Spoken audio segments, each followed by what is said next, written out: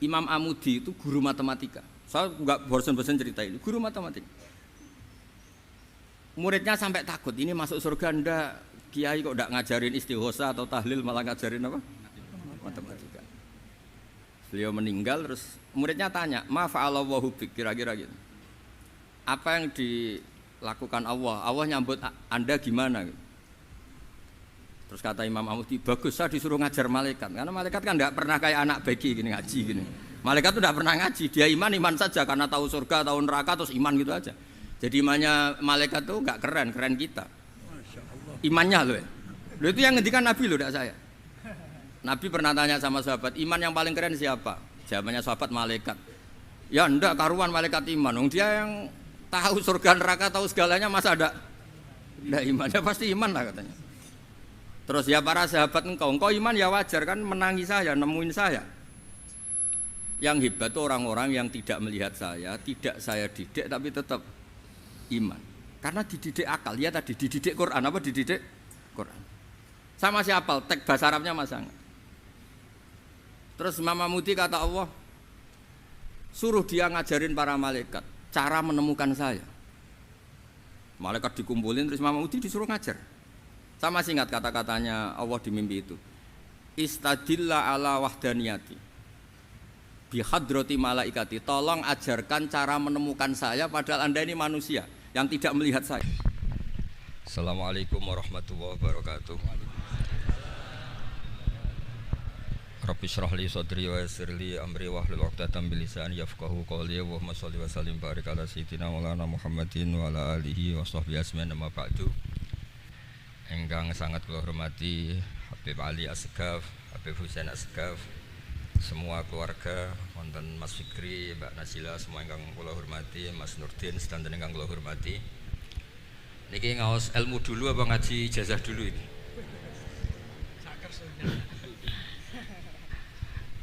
Ini kok malah aneh. Mboten usah ribet. Mboten cek 1 2. Pakai ini tidak usah ini aja.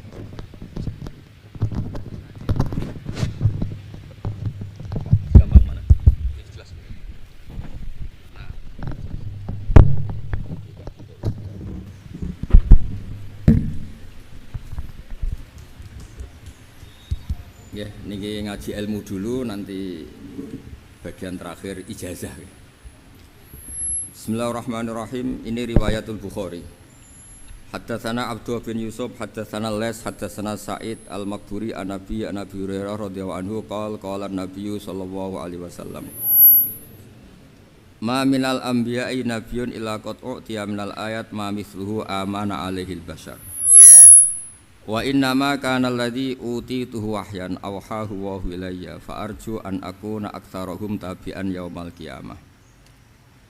Dados kita tahu semua nabi itu punya mukjizat. Ya, semua nabi itu punya apa? Mukjizat. Mukjizat itu hal yang luar biasa yang memastikan manusia itu tidak bisa menyainginya atau menandinginya.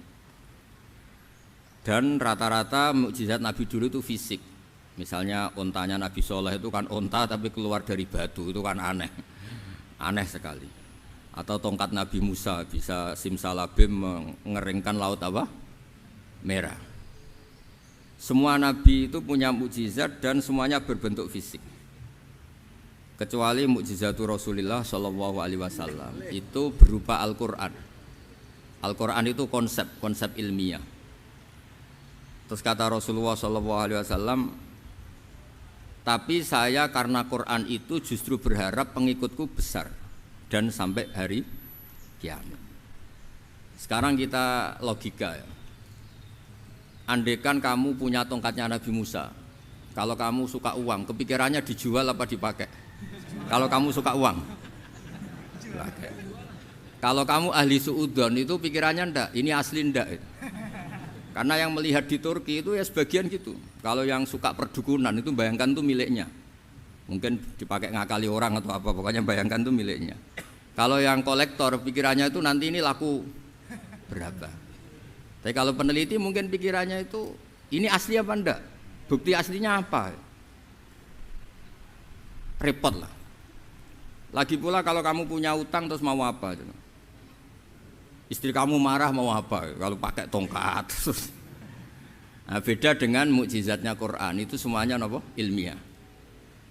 Orang yang sedang harmonis dengan istri bisa pakai ayat di antara ayat-ayat Allah itu apa? Wa ja'ala bainakum mawaddatan warahmah.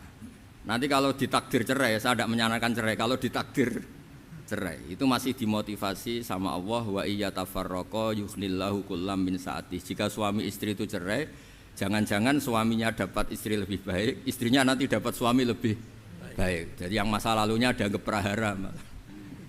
Kan banyak orang suaminya meninggal ketika nikah lagi ditanya, kangen sama suami pertama, alhamdulillah ini lebih baik. Padahal suaminya yang meninggal itu berharap istrinya ini kangen, ternyata dia sudah syukur dapat suami yang lebih baik. Jadi Quran itu menunggui kita ila yaumil qiyamah. Kita tidak bunuh diri, itu ya barokahnya Quran. Karena problem apapun kita dinasihati apa sabar, apa dinasihati sabar. Kan nggak mungkin kamu pegang tongkatnya Nabi Musa, punya masalah apa saja ngelihat tongkat, bisa apa tongkat. Tapi kalau Quran kan nasihat, solusi. Makanya Nabi berharap dengan Quran ini, saya berharap pengaruh saya, pengikut saya terbanyak ila yaumil qiyamah. Terus beliau dikomentari begini sama, ini Fathul Bari, sarahnya Bukhari. Al-muradu anna mu'jizatil anbiya inqaradat binqiradi a'sorihim falam yusyahidha illa man hadaraha. Problem mukjizat nabi-nabi dulu itu kan fisik, sehingga yang tahu kalau Nabi Soleh punya unta yang ajaib itu yang tahu ya hanya yang hadir saat itu. Yang tahu kalau tongkat Nabi Musa bertuah itu juga yang tahu hanya yang hadir saat itu. Selebihnya tahu tongkat ya di museum. Tapi kalau Quran menjadi solusi, menjadi panduan, menjadi pegangan itu ila yaumil qiyamah. Kita beri contoh ya Quran panduan yang paling gampang misalnya begini. Dulu ini cerita ya. Dulu itu ada orang kafir cerdas namanya Jubair bin Mut'im.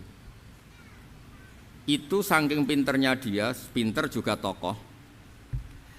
Itu sebagai delegasi pembebasan Asra Badrin. Jadi tawanan-tawanan perang Badar itu mulai dulu ya ada negosiasi mau dibebaskan.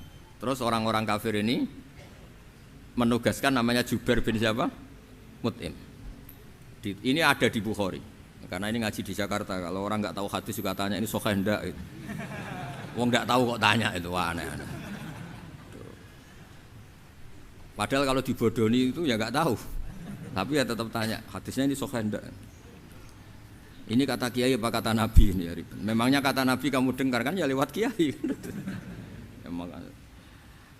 Setelah itu Jubair itu datang ke Madinah. Dengerin ya, datang ke mana? Madinah. Kemudian dengar Nabi baca Wattur pas sholat maghrib. Jubair karena Nabi dulu gak ada hotel, gak ada pondok ya. Pondoknya Nabi hanya sufah itu. Nabi baca maghrib, bukan diskusi, bukan debat, baca Wattur wa kitabi mastur firrokim mansur wal baitil ma'mur wasaqufil marfu wal bakhril masjur terus. Kemudian sampai pada titik ayat am khuliqu min ghairi syai'in. Masa manusia atau alam raya yang maujudat, yang nyata, yang wujud nyata. Kemudian asal usulnya itu ketiadaan. Ini kan hadhil alam maujud, alam ini kan nyata. Masa sesuatu yang nyata penciptanya itu tidak nyata. Jadi nggak mungkin ada faham nihilisme. Kalau faham nihilisme berarti melahirkan teori begini. Al adamu yakhluqu maujudan, sesuatu yang tidak ada menciptakan yang itu kan akal nggak bisa nerima. Kalau sesuatu ini ada, penciptanya pasti ada. Terus akhirnya Jubair bin Mut'im itu simpuh di depan Rasulullah terus bilang, ya Muhammad kada qalbi ayatir, hampir saja hati saya terbang. Kalau riwayatnya Imam Ahmad, faka'an nama sudi qalbi, hati saya ini hancur. Semua teori yang saya bawa untuk ngelawan kamu sekarang luluh semua, hancur semua. Yang benar adalah teori Anda bahwa Tuhan itu satu dan Tuhan itu ada sebelum semua makhluk. Coba kalau Nabi Muhammad ada Jubair bin Mut'im terus menyembunyikan tongkat dekat mihrab, terus dilihat ini apa, paling pikirannya ini dari kayu apa. Terus yang bentuk tongkat itu tukang pemahatnya siapa? Kok kurang keren, kalau di Blitur gimana ya? Kan malah panjang. Kira-kira kalau mukjizat itu dari tongkat itu malah panjang. Panjang lah pokoknya panjang. Lagi pula kamu coba kan nggak ngarah mandi, itu yang mandi kan nabinya, bukan tongkatnya. Coba tongkatnya Nabi Musa dicoba anak-anak beki itu, dipakai mukul kucing aja tidak mesti mati itu. Jadi nggak jelas mukjizat-mukjizat seperti itu nggak. Tapi kalau Quran menunggui, sampai saking hebatnya Quran, teori rasionalitas, soal kampanye di mana-mana, tingkat validitas, tingkat kebenaran Quran itu bahkan bisa diuji tanpa membuktikan, tanpa apa? Membuktikan. Cukup pakai akal. Saya tidak bosan-bosan cerita ini karena ini khazanah kita. Di kitab Nailul Ma'mul itu, di kitab usul fikih, saya berkali-kali cerita ini karena ini untuk menunjukkan bahwa Quran itu liqaumi ya'qilun, liqaumi yatafakkarun. Ada seorang kiai, seorang ustadz, kiai dulu itu ya memang orang soleh, alim terus jadi kiai. Kalau kiai sekarang tuh macam-macam, nganggur terus ingin jadi kiai, terus daftar gitu. Ada lowongan di yayasan, masuk ingin jadi ustadz karena dengar ada gajinya. Dulu tidak ada seperti itu, tidak ada. Makanya dulu itu kalau ustadz kiai pasti soleh karena dia alim terus ingin orang lain tuh mendapat ilmunya. Kalau sekarang nggak ada yayasan sehat, guru gajinya sekian, yang nggak ingin jadi ustadz tuh daftar karena ada gaji. Apalagi ada kabar, ada gaji, ada mes, ada wah yang daftar banyak. Tapi mentalnya ada kiai sebetulnya. Ya kalau sampean tanya itu baik dah Gus, ya setengah baik. Ya maksudnya setengah baik ya ada baiknya lah, namanya profesi ngajar itu kan baik. Tapi setengah saja karena motifnya itu nyari gaji, bukan ingin mencerdaskan umatnya Rasulullah SAW. Itu Imam Amudi itu guru matematika. Saya nggak bosan-bosan cerita ini, guru matematika. Muridnya sampai takut, ini masuk surga ndak, kiai kok ndak ngajarin istighosa atau tahlil malah ngajarin apa? Matematika. Beliau meninggal terus muridnya tanya, "Ma fa'alallahu bik?" Kira-kira gitu. Apa yang dilakukan Allah? Allah nyambut Anda gimana gitu. Terus kata Imam Amudi, bagus saya disuruh ngajar malaikat. Karena malaikat kan tidak pernah kayak anak beki gini ngaji gini. Malaikat itu tidak pernah ngaji, dia iman saja karena tahu surga, tahu neraka terus iman gitu aja. Jadi imannya malaikat itu nggak keren kita. Imannya loh ya. Loh itu yang ngendikan Nabi loh, tidak saya. Nabi pernah tanya sama sahabat, iman yang paling keren siapa? Jawabannya sahabat malaikat. Ya enggak karuan malaikat iman. Dia yang tahu surga neraka, tahu segalanya masa ada? Tidak imannya pasti iman lah katanya. Terus ya para sahabat engkau iman ya wajar kan menangi saya, nemuin saya. Yang hebat itu orang-orang yang tidak melihat saya, tidak saya didik tapi tetap iman. Karena dididik akal, ya tadi dididik Quran, apa dididik Quran. Sama siapa? Teks bahasa Arabnya masang. Terus Imam Amudi kata Allah, suruh dia ngajarin para malaikat cara menemukan saya. Malaikat dikumpulin terus Imam Amudi disuruh ngajar. Sama singkat kata-katanya Allah di mimpi itu. Istadilla ala wahdaniyati bihadrati malaikati. Tolong ajarkan cara menemukan saya padahal Anda ini manusia yang tidak melihat saya. Anda di Jakarta kan hanya gedung-gedung. Paling jadi khayal terus nikmat lah, Anda ikut punya tapi ikut nikmati. Itu orang desa-desa kalau ke Jakarta itu pokrol. Wah, di Jakarta itu gedungnya tinggi-tinggi, tidak kayak kampung sini. Lu udah ikut punya, ikut bangga. Di Jakarta orangnya cantik-cantik, tidak kayak orang sini. Padahal dia ya tidak dapat orang cantik gitu. Jadi Allah itu saking pinternya, miskin-miskin ya bisa berkhayal dan bahagia. Nah, itu alhamdulillah betul. Akhirnya itu apa ini anak-anak begini saya tak niati ngajar standar anak-anak akademik. Terus pertama yang diajarkan hanya bilang gini, sama siapa teknya? Ya malaikat tawahi para malaikat. Terus beliau bilang, nisbatus naini wassalasah ila malanihayata lahu nisbatul far'i ilal asli. Angka itu jumlahnya berapapun 2, 3 sampai triliunan. Semuanya itu nisbatul far'i ilal asli. Bin nisbat ilal wahid nisbatul far'i ilal asli. Angka 2 ya cabangnya 1, 3 ya cabangnya 1, 1 triliun ya cabangnya 1. Tetap yang asal usul adalah angka 1. Itu nangis semua malaikat. Cara Jawa itu mandekman kue iman kaya imanku. Makanya imannya umatur Rasulullah SAW itu PD-nya yakinnya kayak imannya malaikat. Kalau Tuhan itu satu. Karena angka enggak bisa dimulai kecuali dengan angka satu. Makanya nisbatus naini wassalasah ila ma la nihayatalahu iku nisbatul far'i ilal asli. Semuanya itu nisbatnya cabang ke induk. Berarti semua alam raya ini tetap asal usulnya satu, yaitu qul huwallahu ahad. Nah, itu namanya akal. Umatnya Rasulullah itu ditinggali mukjizat akal lewat panduan Quran, sehingga meskipun kita tidak menangi Rasulullah, tidak menangi sahabat, kita tidak tahu malaikat Jibril, tapi cara iman kita ini tidak kalah keren. Yakin, hakul, yakin. Terus kedua, gambar. Kamu gambar rumah, gambar hewan, gambar apa saja, mesti dimulai satu titik. Entah gambar kamu bagus, entah jelek, tetap dimulai satu titik. Nah, titik ini namanya nuqtatul wujud. Semua alam raya dimulai dari satu titik, yaitu nuqtatil wujud. Makanya Quran dimulai bismillah, dan bismillah itu dipilih sama Allah pakai pertama ba itu ada titik. Itu kata semua ulama. Itu titik itu singkatan dari bi kana makana wa bi yakunu mayakun. Karena saya semuanya ada. Bi itu karena saya. Jadi makanya santri-santri beki tidak usah bayangkan kamu jadi wali terus bisa terbang ke Mekah, tidak usah. Kalau terbang ke Mekah ya sudah umroh aja bayar. Kalau enggak ya maklaran KBIH atau apa. Pokoknya cari gratis itu. Ya gratis kan, dapat orang 10 gratis satu. Terus orang enggak umroh-umroh dirayu-rayu supaya umroh. Repot. Itu pelanggaran fikih itu. Kalau orang punya utang itu wajibnya nyaur utang dulu gitu. Wah repot. Saya itu juga sering bingung di kampung-kampung. Gus sama umroh. Kenapa? Dapat gratisan. Minta uang saja buat nyaur utang, enggak boleh Gus. Wah, secara fikih yang wajib itu nyaur utang bukan umroh. Enggak boleh Gus diminta uang, enggak boleh, harus umroh. Udah gitu saya ini bingung Gus mau umroh, enggak nikmati. Kenapa? Disuruh ngajar Gus. Repot semua kalau ibadah mergawe ya gini, bingung semua. Ya saya mohon anak-anak BK semuanya yang seneng Quran itu harus seneng sampai kayak saya sehingga tahu. Istidlal, mencari Tuhan dengan cara tauhid yang berbasis akal itu sedzahir imannya malaikat. Jika di kelasmen iman itu manusia ulul ilmi, kita-kita yang nekuni ilmu itu nomor satu prakteknya. Karena nomor satu itu Allah karuan kan, syahidah Allah kan gak tertandingi, syahidah wa annahu la ilaha illa huwa. Terus wal malaikatu, malaikat kan karuan karena langsung menyaksikan surga. Dan ketiga apa? Wa ulul ilmi. Berarti prakteknya kan nomor satu. Kalau kompetitornya semuanya manusia, ulul ilmi nomor berapa? Satu kan? Nah nomor tiga kan dari Allah, malaikat, ulul ilmi. Berarti kalau kompetisinya antar manusia nomor berapa? Satu kan?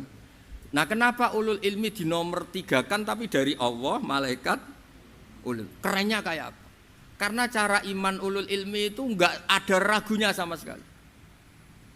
Kamu ragu enggak kalau dua itu cabang dari satu, asal usulnya satu? Enggak pernah kan ragu kan? Semua gambar seruat apapun dimulai dari satu titik, ragu enggak? Enggak kan? Nah, imannya umatnya Nabi karena dipandu oleh Quran itu seyakin itu, sehakul yakin itu. Nah, itu terus Jubair bin Mut'im jadi iman. Am khuliqu min ghairi syai'in am humul khaliq.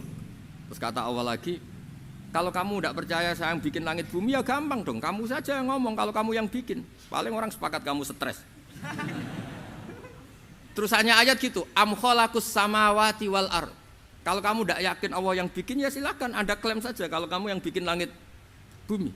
Bala yuqinun. Kamu juga enggak mau kan dibilang stres. Nah, ini terus saya teruskan ya. Makanya mukjizat terbesarnya Nabi adalah Al-Qur'an. Karena Al-Qur'an itu cerita tentang hukum-hukum akal, cerita tentang logika-logika peradaban. Misalnya logika peradaban, contoh paling gampang. Di Quran itu ada sekian ayat yang Allah cerita peradaban. Misalnya wa ahsinu innallaha yuhibbul muhsinin.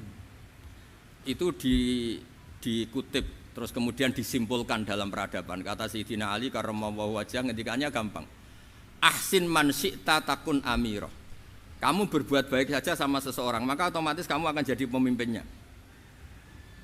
Ada orang nggak tamat SD, nggak tamat papa, gobloknya minta ampun. Tapi karena gaji seorang pakar, oh kamu tak gaji 1 bulan 1 miliar, perusahaan saya jadikan besar. Itu dikongkan ngalor ngidul ya nurut. Hanya karena dia ihsan. Terus wastaghni amman syi'ta takun nadhira. Ya, saya ulang lagi. Wastaghni amman syi'ta takun nadhira. Dan kamu jangan butuh orang lain, siapapun dia, maka kamu akan setara. Misalnya ada menteri orang antri mau salim, tapi kamu tidak butuh, kan tenang saja. Tapi kalau kamu butuh, habis kamu. Ya kan, kamu tidak butuh seseorang, maka kamu posisinya akan setara. Kamu harus sopan karena punya utang jasa. Kalau nggak punya apa-apa kan setara. Ya enggak? Misalnya kamu jajar rektor atau jajar menteri, jajar apa saja. Kalau kamu tidak punya utang kan, kamu jajar menteri tidak punya utang. Sama jajar satpam tapi punya utang, takut mana?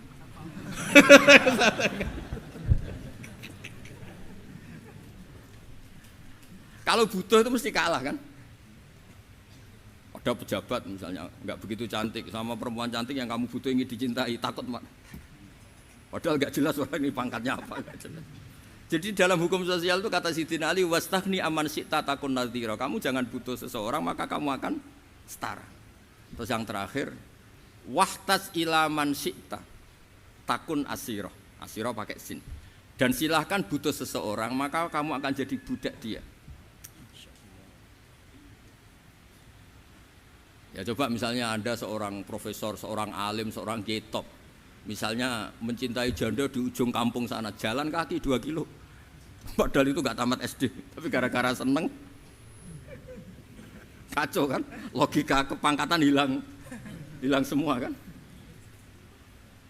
Jadi itu hukum peradaban. Itu mewakili isi-isi sosial yang diterangkan Quran. Ya, jadi paketnya 3 tadi ya. Ahsin man syi'ta takun amira. Kamu berbuat baik sama seseorang maka kamu bisa memimpin. Wastaghni amman syi'ta takun nadhira. Kamu jangan butuh seseorang maka kamu akan setara. Mbok kamu ketemu orang terkaya di dunia. Ya ketemu orang terkaya di dunia, kamu jejer, kamu tidak butuh dia. Tenang kan bisa setara kan? Tapi kalau butuh harus sopan, ngajukan proposal, harus berakhlak karimah. Makanya sekarang Anda kok berakhlak kenapa? Ternyata mau nyalek. Biasanya enggak berakhlak kok berakhlak. Ada apa ini? Makanya guyonan di Rembang itu Beb Husain itu. Kalau ada orang mendadak sopan sama temannya curiga, kok tumben sopan, mau utang ya?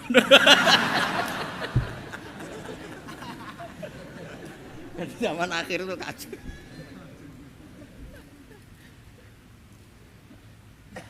Ya di semua daerah gitu ya sama Pak Rektor ya. Kalau ada teman biasanya nggak sopan kok sopan, itu temannya curiga. Ini Pak Rektor UI ikut kaji. Kok tumben sopan, ada apa ya? Karena di mana-mana orang butuh itu pasti beretika. Kamu punya teman paling berdua, kalau mau utang berakhlak gak? Atau misalnya kamu punya adik cantik terus punya teman berdua, kalau cinta adik kamu berakhlak gak? Biasanya nggak sama sekali nggak berakhlak. Gara-gara butuh menjadi berakhlak. Ya jadi hukum sosial itu ya kuncinya 3 tadi. Ahsin man syi'ta takun amira. Wastaghni amman syi'ta takun nadhira. Terus wahtas ila man syi'ta takun asira. Kalau kamu butuh seseorang pasti kamu dibikin hina. Asir itu tawanan. Nah, Quran itu bicara sosial itu lengkap. Dan itu yang nunggui kita. Kita punya tetangga yang kurang baik, ya seneng. Punya tetangga baik, ya seneng. Kata Imam Syafi'i, saya berkali-kali cerita. Kok seneng semua Imam Syafi'i? Ya bagus lah, kalau yang seneng saya enak lah. Dijak jagongan, dijak ngopi enak. Yang enggak seneng saya, gak ngarah utang. Uang itu nak, kamu punya tetangga gak seneng kamu. Aman kan? Aman. Gak akan pinjem uang kan, pinjem mobil. Wong gak seneng kok. Makanya Imam Syafi'i itu kalau ngedikan luar Syafi'i, diceritain orang. Ya Aba Abdillah bagiannya, ya Aba Abdillah orang itu gak seneng kau, bagus lah. Loh kenapa bagus? Waman asa'a ilaika faqad atlaqaka. Orang yang gak seneng kamu maka membebaskan kamu. Gak akan pinjam uang, pinjam mobil, gak akan ganggu waktu kamu, kan gak seneng. Justru yang seneng-senengi masalah pinjam terus. Imam Syafi'i itu orang yang anggap dunia itu selesai. Ada yang cerita, ya Aba Abdillah, orang yang tadi cium tangan engkau, yang hormat engkau, di luar maki-maki engkau, ngerasain engkau, ngata-ngatain engkau. Ya bagus lah. Kok bagus gimana? Berarti saya wibawa, depan saya tidak berani. Berarti saya wibawa, di depan saya tidak berani. Oleh itu makomnya sudah kulillah sumadarhum fi khawdihim yal'abun, sudah dunia itu selesai, sudah agak penting semua itu. Nah, itu kalau kamu anak-anak beki ahli Quran sudah ayatnya kulillah sumadarhum fi khawdihim yal'abun, sudah lihat Allah saja agak penting, makhluk-makhluk itu agak penting. Udah makhluk semua agak penting, sepenting Allah. Nah kita ini ditunggoni mukjizat seperti itu. Bayangkan misalnya kita ditunggoni tongkatnya Nabi Musa. Saya ngajar di sini terus ini tongkat. Terus nanti yang tanya, Gus itu kayu apa Gus? Nanti yang kolektor tanya itu harganya berapa Gus? Ruwet apa? Terus yang ahli suudon itu asli gak Gus? Wah. Yang ahli suudon kan mesti tanyanya gitu, itu asli enggak Gus? Repot-repot pokoknya. Tapi kalau Quran kan jelas, kenapa? Jelas. Ya terus saya teruskan. Fala yamurru terus al murad anna mu'jizatil anbiya in qaradat binqidari aqsam satu wa mu'jizatul Quran mustamirratun ila yaumil qiyamah. Wa kharquhu lil adat fi uslubihi wa balaghatihi wa ikhbarihi bil maghibat. Terus kata ini yang ngarang Fathul Bari sarahnya Imam Bukhari. Fala yamurru asrun minal aqsar illa wa yadharu fihi syai'un mimma akhbaru bi annahu sayakun yadullu ala sihhati da'wahu. Wa hadza aqwal muhtamilat wa takmiluhu fil ladzi ba'da wa qilani ya anal al makna anal mukjizat al madiyah kanat khissiyatan tusyahadu bil absar kana qati sholeh wa asa Musa. Mukjizatnya nabi-nabi dulu itu hanya penyembuh, hanya pelengkap, hanya nuruti keinginan mata. Seperti dahsyatnya apa? Laut Merah di sebelah apa dipukul sama tongkatnya Nabi siapa? Itu semuanya itu hanya memanjakan mata. Urusan mata, terus wow itu. Tapi kalau mukjizatnya Nabi Muhammad itu berdasar akal. Maksudnya berdasar akal nih dengerin ya, dengerin betul. Ketika Laut Merah terus tersibak kan, wow itu keren kan. Terus kita bilang menyimpulkan, wah kita tidak akan mampu. Itu bodoh sekali kesimpulan kita tidak akan mampu. Meskipun bikin nyamuk Anda juga tidak mampu. Loh untuk memutuskan tidak mampu saja kok sampai pertunjukan seperti itu tuh laopo, cek goblok gitu. Nah kalau kita karena umat yang pinter untuk memaksa kita nggak mampu, Allah bilang innallaha la yastahi ayadriba mathalam ma ba'ud. Kita melihat nyamuk langsung berkesimpulan tidak mampu. Saya berkali-kali cerita nyamuk itu sudah kecil, masih punya urat, uratnya kayak apa? Masih punya kuman, kumannya seberapa? Ya enggak, nyamuk itu kecil, punya organ tubuh tubuhnya punya urat. Itu kalau kamu pinter, antara tongkatnya Nabi Musa menyibak Laut Merah sama nyamuk itu sama-sama berkesimpulan melahirkan satu faham bahwa kita tidak mampu. Loh, untuk memaksa tidak mampu saja kok nuju pertunjukan ada onta keluar dari batu, Naqatu Sholeh, ada tongkat yang bisa mengeringkan Laut Merah. Cek goblok ya. Lah kita alhamdulillah ada jenis goblok yang seperti ini. Untuk ikrar bahwa Allah itu hebat ala kulli syai'in cukup lihat nyamuk, kagum kan? Sudah tidak usah bikin hidup. Saya berkali-kali mencontohkan. Para pemahat tak suruh bikin patung gajah itu mampu. Tak suruh bikin patung nyamuk kalau bisa. Nyari materi dari apa coba? Gampang mana bikin patung gajah sampai patung nyamuk? Gajah, makanya Allah bikinnya contoh itu untuk ijaz itu pakai nyamuk bukan pakai gajah. Itu kalau ustadz-ustadz yang agak jorok malah contohnya nyamuk Gus. Itu kecil. Itu kayak apa? Di dalamnya dia hamil. Itu anaknya kecil lagi, telurnya kecil lagi itu gimana itu cara bikin itu? Makanya di sini ini ada kitab Itqan, itu komentarnya itu lucu. Ini kitab Al-Itqan karangannya Imam Suyuti. Ini persis komentar saya tadi yang kata Imam Suyuti, pengarang kitab Itqan. Wa ya imma khissiyah wa imma aqliyah. Jadi mukjizat itu ada yang fisik, bisa dilihat indra, panca indra, bisa dilihat akal. Wa aktsaru mu'jizati Bani Israil kanat khissiyah li baladatihim. Bilada itu goblok, wakil lati basairihim. Dasar wong goblok. Mukjizat kok ngenteni sing wow. Maksudnya dasar untuk ngakui Allah hebat saja kok nunggu hal-hal yang seperti itu gitu. Paham gitu? Mergo likillati napa aklihim. Wa aksaru mu'jizati hadil ummah aqliyatun li farati dzakaihim wa kamali afwahihim. Dan mukjizatnya umat ini semuanya berdasar akal karena sudah cerdas. Jadi andaikan kita melihat tongkatnya Nabi Musa menyibak Laut Merah dengan melihat nyamuk, kesimpulan kita sama. Sama-sama wow, sama-sama keren, sama-sama memastikan kita tidak mampu. Makanya terus Quran menerangkan kita wa ma min dabatin fil ardi wala ta'iri yatiru bi janahihi illa umamun amsalukum. Jadi keseharian kita lihat burung kok terbang. Itu sudah ayatun min ayatillah. Paham nggih? Dados niki kudu bangga ditunggoni napa Quran, nggih ditunggoni napa Quran. Wa mu'jizatul Quran tusyahadu bil basirah fayakunu mayatabi'u li ajlihi aksar. Terus li annal ladzi yusyahadu bi ainir ra'si yang qaridu bingkiradi musyahidi. Sesuatu yang tampilan dahsyatnya itu disaksikan mata, maka itu bisa habis. Era tongkat Nabi Musa seperti itu habis enggak? Bisa mengeringkan Laut Merah, habis kan? Tapi era mukjizatnya Quran ila yaumil qiyamah. Ya contoh sosial, saya kembali lagi ke sosial. Kamu punya teman awet atau punya istri awet, itu konsepnya ya wal kadhiminal ghaidh, agak gampang tersinggung. Coba kalau kamu setiap tersinggung putus, setiap tersinggung habis, kamu tidak punya teman, tidak punya istri. Sampai kita awet seperti ini, kalau kecewa ya wal kadhiminal ghaidh, ngempet. Termasuk saya ini, biasanya ngaji khusus terus bajak gini ya kecewa. Tapi barokahnya diwarai Quran wal kadhiminal ghaidh, ngempet Gus, ngempet.